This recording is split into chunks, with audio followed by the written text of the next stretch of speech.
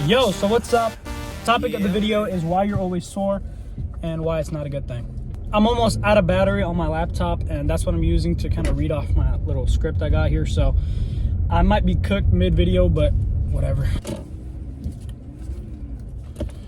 Bro, people need to learn how to drive, man. Bro came swerving in, nearly hit my car. It's like, be so eager to go and do, man. Like, calm down. The reason why I'm making this video in particular, why you're always sore, is because of my own experience in the past, and also the experience of many lifters I've encountered, along with the online, I guess, kind of whole opinion of online. You see a lot of people confused about soreness. Some people believe that soreness is a good thing. Others believe it's a bad thing completely. So it's like a black and white in a lot of spaces. And it's also very debated upon whether how much soreness is good. A little bit of soreness might be good for others. So it's very nuanced. The topic is like one of the most confusing, I guess it's not one of the most confusing topics in fitness, but it definitely is one of the most argued after. And I don't believe there's exactly like a point where everyone has agreed. But when you look at the research, there is one consensus that you should agree to. And this video is kind of covering that. And at the end of this video, I hope that you will understand everything that you need to know about soreness. And whenever you do get sore, the next time you train, you'll understand whether it's good or not, and whether you should change your current routine and what you're doing. All right, so obviously the number one reason why you're gonna be too sore is gonna be you're having too much volume and intensity during your workouts. It doesn't have to be something as complicated as rhabdomyolysis. I've joked about this in the past a couple times in a few videos, but pretty much what rhabdomyolysis is, I think I've even given you guys a definition before, like a YouTube, Google definition, but pretty much it's when you overtrain and your body starts eating away at your muscles melt away, all right? Pretty much that's what it is when you overtrain. Not to that extent, but there is overtraining when it comes to sets and reps and how hard you go. When I first started working out, my leg days were like 2 hours, 3 hours, and even my upper body days, whether it be chest, whether it be push, pull, whatever, were like 2 hours, sometimes easily 90 minutes plus, right? Now this isn't good. Like, around 45 to 70 minutes is where you want your workout to be, almost no matter what workout it is, no matter what day it is. Anything out of that scope is kind of iffy. It can be done, right? Like if you want a 30-minute quick burst workout, sure, right? If you're a busy guy, whatever, busy guy or girl. If you want it a little longer, you want to stay in the gym a little longer, socialize, maybe go to the sauna, I don't know, right? That's cool, but just working out, including warm up and everything, 45 to 70 minutes should be around the sweet spot for you. But if you're doing more than that, chances are you're working out too intensely or you have too much volume. I used to do, for leg days, I used to do hamstring curls and then leg extensions and then squat of some sort and then another press of some sort, maybe even a third press of some sort, and then go back and finish off calves and more hamstrings. So it was just a bunch of bullshit sets, and by the end of the workout, like, I wouldn't have enough energy to even really I wouldn't really have energy to, you know what I mean? The latter half of the workout, probably I didn't do shit just because I didn't really have sufficient energy to put in any work that actually helped me grow. And it was to the point where my leg gains didn't start until probably closer to like 6 months to a year after my gym journey began, just because that's when I started to really zone in on intensity rather than just overloading intensity and volume. Because I used to think back then, and most people have this idea that more the better, right? But as the greats like Mike Mentzer once said, the more the better is almost like a childish representation of how to see things. So it's about the balance of how much you can work, but how much your body can recover. Of course, for the body, as research has shown, more is actually better. We have not currently seen a volume limit where gains decrease. There is a theoretical limit, of course, rhabdomyolysis. However, we haven't seen the gains drop. But that doesn't mean you can just train however much you want, right? That is only a metric you got to look at when not looking at the recovery ability. If you're not sleeping well, if you don't have enough protein or anything like that, you're not going to recover from it. And chances are you're going to make a lot worse gain. When you're overtraining like that, your muscles are just gonna be inflamed. It's gonna be hard for them to recover. And when they don't recover, you can't work the muscles out again as strong or as good. And when you go back to the gym, and if your muscles are still trying to heal, you're just gonna damage them even more fatigue. And the next workout's even gonna be harder, and then you're just not gonna make gains, right? Recovery is where you make gains, not the workout. Number 2 reason is probably because you're not letting your muscles recover. Let's say you're doing a decent amount of volume, everything is good with your workout itself, but when you go home, you might not have a good schedule, so next day you might go into the gym and do the same muscles again. Usually you wanna space your workouts around 48 hours to 72 hours in between in terms of what muscle you train. So if I train chest one day, I'll wait at least 2 days, if not 3, to train chest again. When it comes to smaller muscles like calves, forearms, triceps, biceps, stuff like that, just more accessory shoulder stuff, I could train it every 24 hours, maybe 48. It's not too big of a deal. But if it's like chest, legs, back, stuff like that, I would give it at least 3 days, 2 to 3. Maybe not for chest, but especially for legs and back. Of course, it all depends on you, but you would want to do it around 48 to 72 hours spaced out. All right, number 3 is probably poor nutrition or sleep. I've covered this topic a lot, and I'm gonna make a video on it just because it's so important. But if you have a decent routine in the gym, you're not overtraining in the gym, and you're spacing your workouts out, you can still be sore excessively just because your muscles will still not be able to heal, right?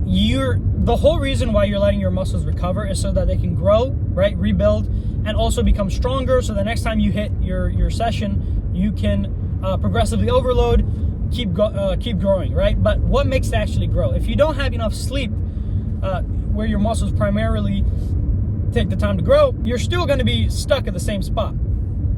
That soreness is just your body telling you, yo, I need to recover, give me protein, give me sleep, right?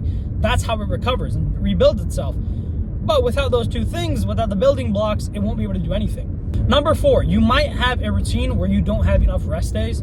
Potentially, you could be training 7 days a week, which if you're like a natural and you're actually doing full-on workouts 7 days a week, I'm sorry. I know you love the gym, and I did this for like a year and a half, but it's just not good.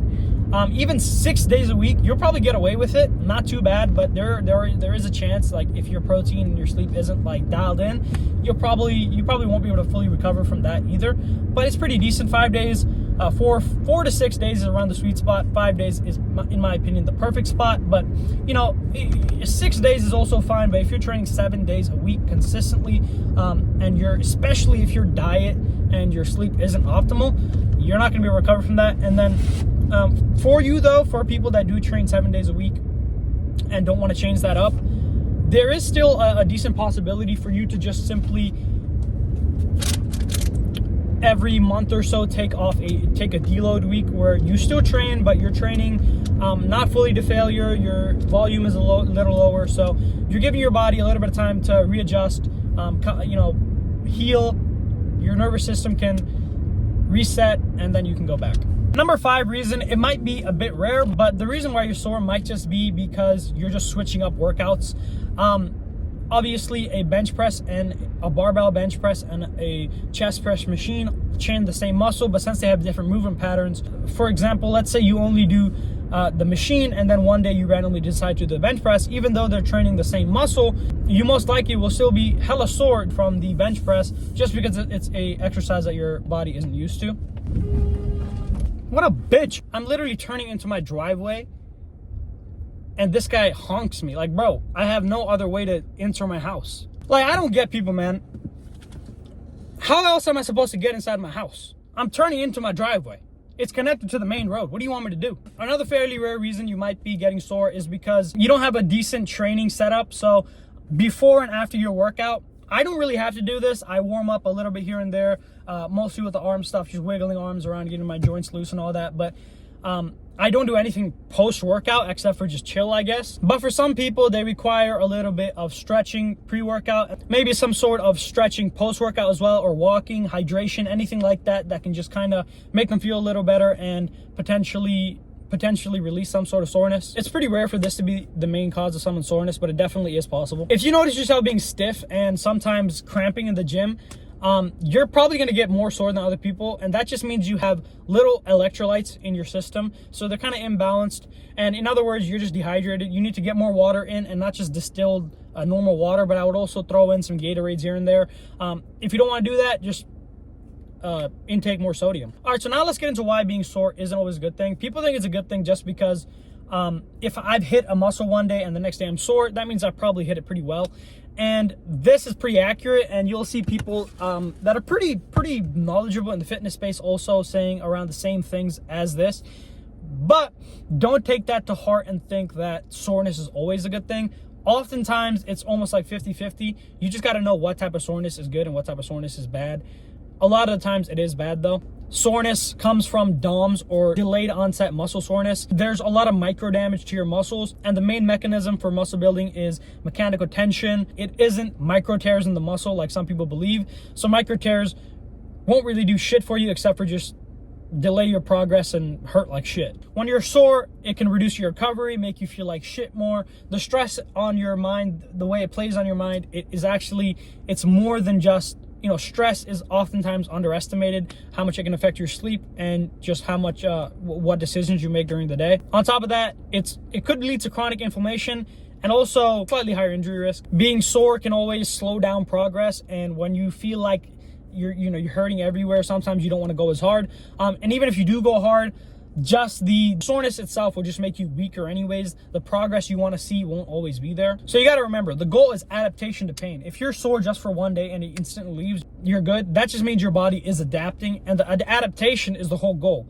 Pain, you know, people say no pain, no gain. It's true, but you want to adapt to the pain and overcome it, not just take on more and more pain until you get clapped by the pain, bro. I've already let you guys know how to kind of fix all these things, but the baseline is pretty simple. When increasing reps and weights and stuff, I wouldn't go like 30% up at a time. I'd probably go 5-10% up, maybe throw on a 2.5 pound plate on your bench press every other week. You know, just small increments. It may not sound like a lot, but what is that, like 26 times 2.5?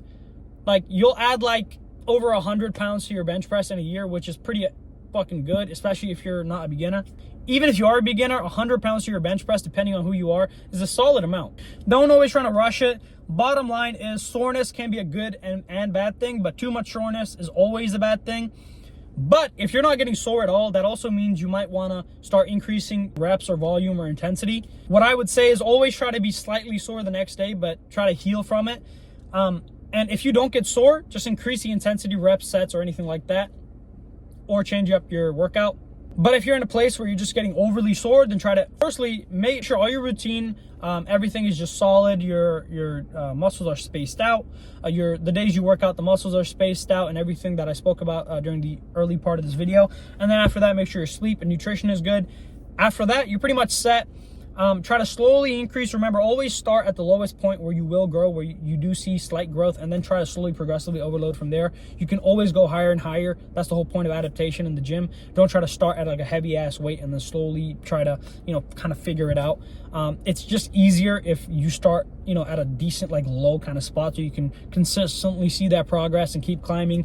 You can stick to it for a long time because it's so sustainable. On top of that, you know, I've made the mistake of trying to be overly eager about it and climb the weights too fast or switch up everything too fast. Remember that in the gym, a lot of it is just progressive overload, sticking to the same thing. That doesn't just mean they're doing the same workouts every single day, but that means you're always trying to accomplish a little bit better than what you did last time you were in the gym. Peace out.